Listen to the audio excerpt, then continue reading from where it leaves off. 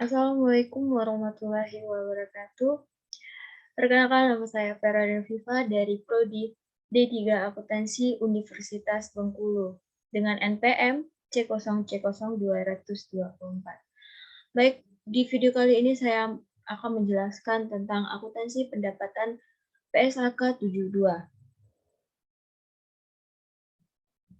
Nah, untuk tahapan pengakuan pendapatan, yang pertama mengidentifikasi kontrak dengan pelanggan.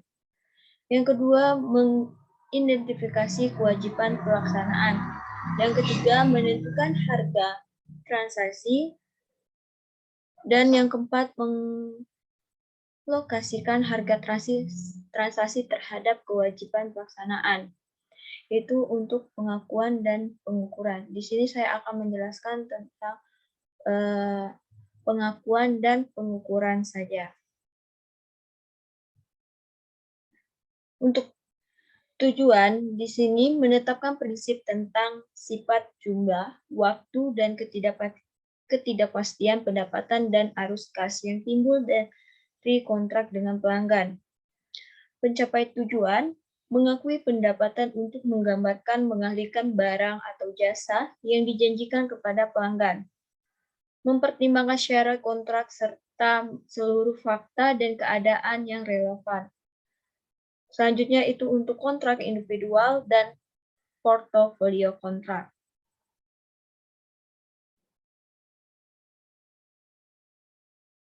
Untuk pengakuan, itu ada identifikasi kontrak, kombinasi kontrak, modifikasi kontrak, identifikasi kewajiban pelaksanaan, dan penyelesaian kewajiban pelaksanaan.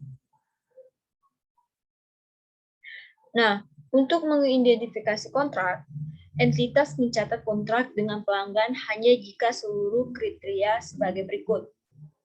Yang pertama, para pihak dalam kontrak telah menyetujui kontrak.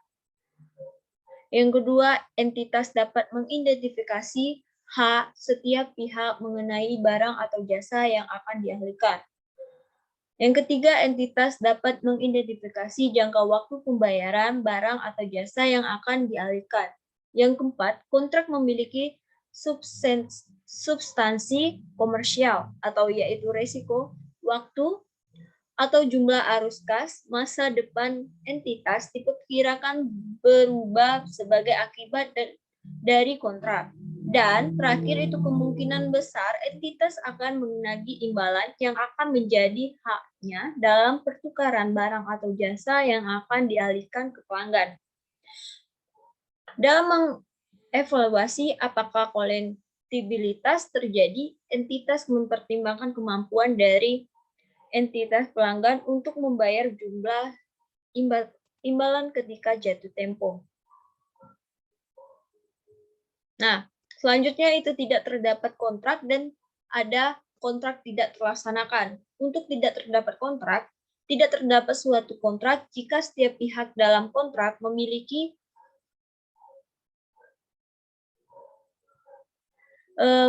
hak yang dapat dipaksakan secara sepihak untuk mengakhiri kontrak, tidak terlaksana penuh tanpa adanya kompensasi kepada pihak lain. Nah, selanjutnya itu ada kontrak tidak terlaksana. Kontrak tidak terlaksana penuh jika kedua kriteria berikut terpenuhi. Entitas belum mengalihkan barang atau jasa yang dijanjikan kepada pelanggan, dan entitas belum menerima dan belum berhak menerima imbalan apapun dalam pertukaran dengan barang atau jasa yang dijanjikan. Selanjutnya itu tidak memenuhi kontrak. Menerima imbalan, kontrak tidak terdapat memenuhi kriteria dan entitas menerima imbalan dari pelanggan. Maka imbalan tersebut diakui sebagai pendapatan jika salah satu kriteria terpenuhi. Yang pertama itu entitas tidak memiliki sisa kewajiban untuk mengalihkan barang atau jasa kepada pelanggan dan seluruh atau secara substansial seluruh imbalan yang dijanjikan pelanggan telah diterima entitas dan tidak terdapat dikembalikan. Selanjutnya itu kontrak telah diakhiri dan imbalan yang diterima dari pelanggan tidak dapat dikembalikan. Untuk kombinasi kontrak, entitas mengombinasikan dua atau lebih kontrak sebagai kontrak tunggal jika satu atau lebih kriteria berikut terpenuhi. Yang pertama, kontrak dinegosiasikan sebagai satu paket dengan tujuan komersial tunggal. Yang kedua, jumlah imbalan yang dibayarkan dalam satu kontrak bergantung pada harga atau pelaksanaan dan kontrak lain. Yang ketiga, barang atau jasa yang dijanjikan dalam kontrak atau beberapa barang atau jasa yang dijanjikan dalam setiap kontrak merupakan kewajiban pelaksanaan tunggal sesuai dengan paragraf 2 dan 22 atau sampai 30. Selanjutnya, modifikasi kontrak. Nah, modifikasi kontrak merupakan perubahan dalam ruang lingkup atau jasa kontrak atau keduanya yang disetujui oleh para pihak dalam kontrak. Untuk entitas mencatat sebagai kontrak terpisah jika kondisi sebagai berikut terpenuhi. Yang pertama, ruang lingkup kontrak meningkat karena penambahan barang atau jasa yang dijanjikan bersifat dapat dibedakan. Yang kedua, harga kontrak meningkat oleh sejumlah imbalan yang mencerminkan harga jual berdiri sendiri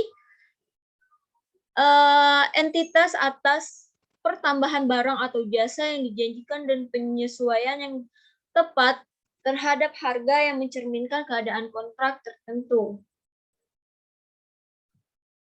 Selanjutnya itu ada modifikasi kontrak atau tidak terpisah. Untuk entitas mencatat barang atau jasa yang dijanjikan yang belum dialihkan pada tanggal modifikasi kontrak dengan cara di bawah ini yang dapat diterapkan.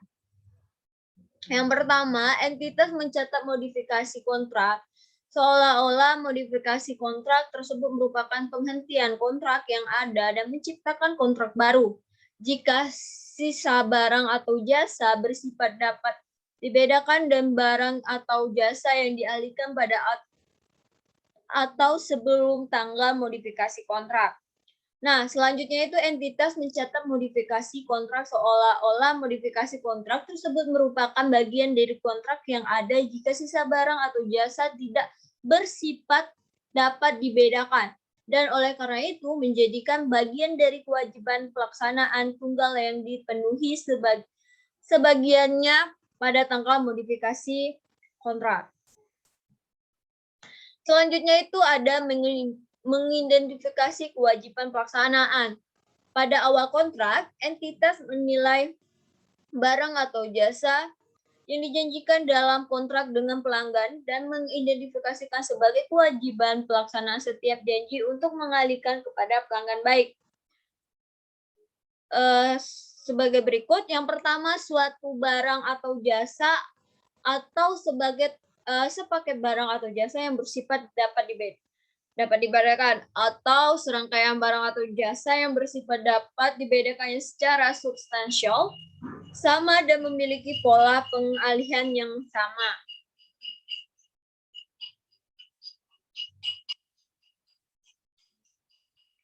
Selanjutnya, mengidentifikasi kewajiban pelaksanaan janji kontrak dengan pelanggan. Yang pertama itu kontrak umumnya secara eksplisit menyatakan barang atau jasa dijanjikan untuk dialihkan kepada pelanggan. Terakhir, akan tetapi kewajiban pelaksanaan tidak terbatas pada barang atau jasa yang secara eksplisit dinyatakan dalam kontrak. Untuk barang atau jasa bersifat dapat dibedakan dapat berbentuk pertama penjualan barang yang diproduksi, yang dibeli, yang kedua pelaksanaan tugas, yang ketiga penyediaan jasa-jasa pengaturan, dan yang terakhir pembagian hak kepada barang atau jasa.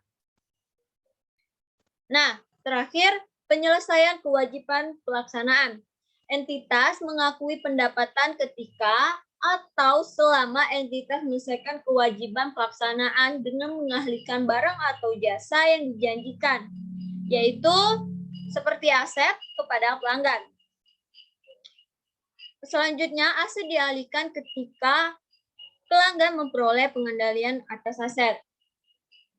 Pada awal kontrak, entitas menentukan apakah entitas menyelesaikan kewajiban pelaksanaan, seperti sepanjang waktu atau suatu tertentu. Penyelesaian kewajiban pelaksanaan itu kewajiban pelaksanaan yang diselesaikan sepanjang waktu dan kewajiban pelaksanaan yang diselesaikan pada waktu tertentu.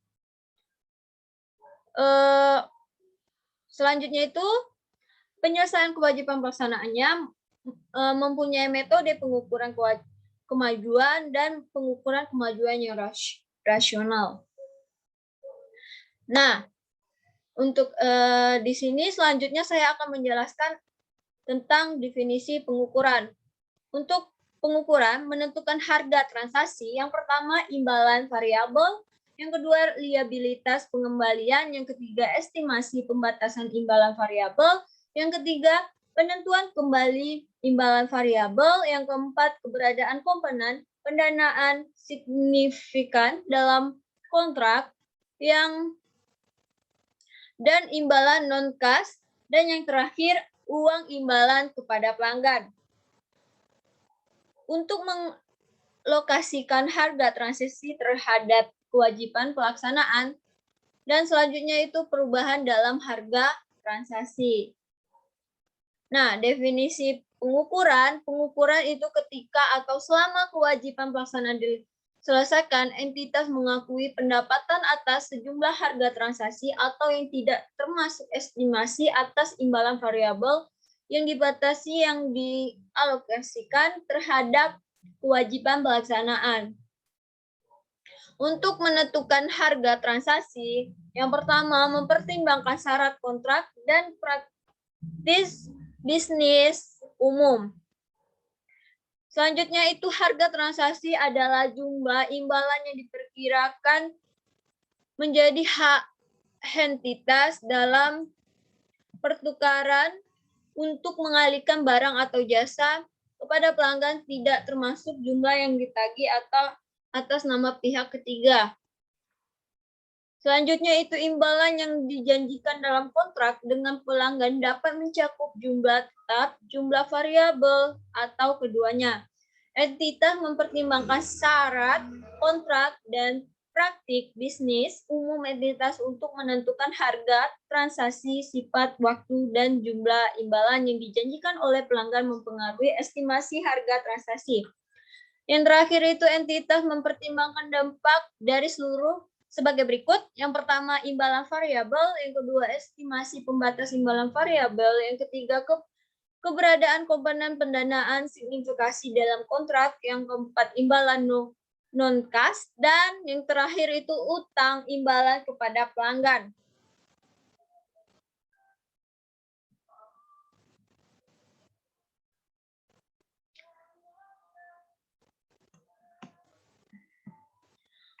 Untuk selanjutnya itu pada pengukuran itu menjelaskan tentang mengalokasikan harga transaksi terhadap kewajiban pelaksanaan.